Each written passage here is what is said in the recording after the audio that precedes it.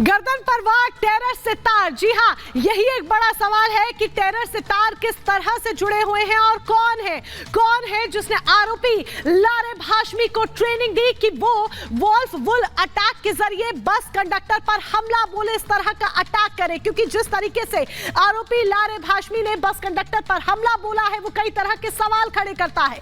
इतना ही नहीं, लारेब हाशमी की कुंडली के जिस तरीके से पन्ने खंगाले जा रहे हैं, हर पन्ने के जरिए तमाम नए खुलासे हो रहे हैं। ऐसे में बड़ा सवाल यहां पर यह खड़ा हो जाता है कि ये खुलासे जिस तरीके से चौंकाने वाले हैं, ऐसे में लारेब हाशमी को ट्रेनिंग किसने दी? रिपोर्ट देखिए।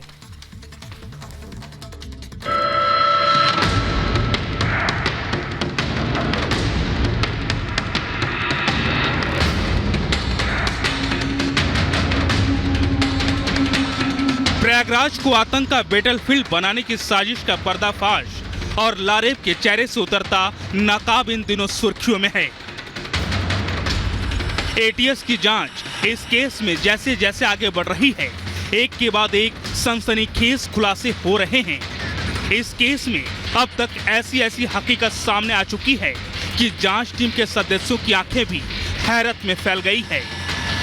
क्योंकि लारेब हाशमी के कबूलनामे के बाद जो मामला अब तक कट्टरवाद के जाल में फंसे एक भटके हुए नौजवान का लग रहा था, दरअसल उसका कनेक्शन अब टेरर लिंक से जुड़ता हुआ नजर आ रहा है, जिसके चलते इस बात की आशंका बढ़ गई है कि प्रयागराज में लारेब का बस कंडक्टर हरिकेश विश्वकर्मा पर किया गया हमला सिर्फ हत्या के मकसद हासिल करना नहीं था, बल्कि इस जिहादी हमले के जरिए लारेब प्रयागराज के साथ साथ पूरे राज्य को आतंक के खौफ में झोंकना चाहता था।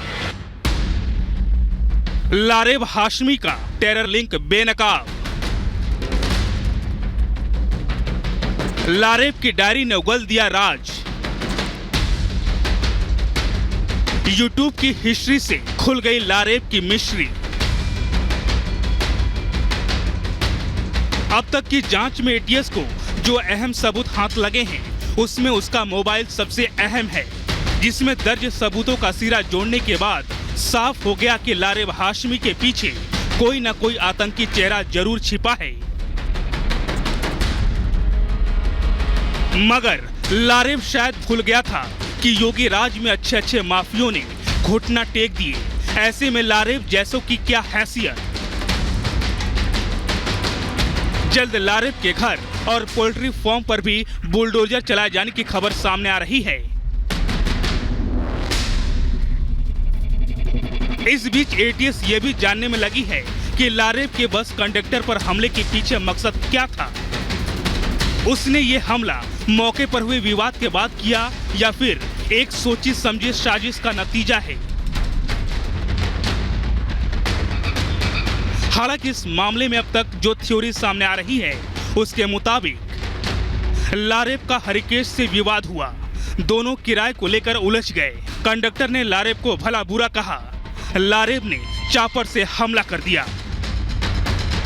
वहीं इस मामले में दूसरी थ्योरी के मुताबिक लारेब ने पहले से हमले की प्लानिंग कर रखी थी, इस्लाम के अपमान की वजह से अटैक किया।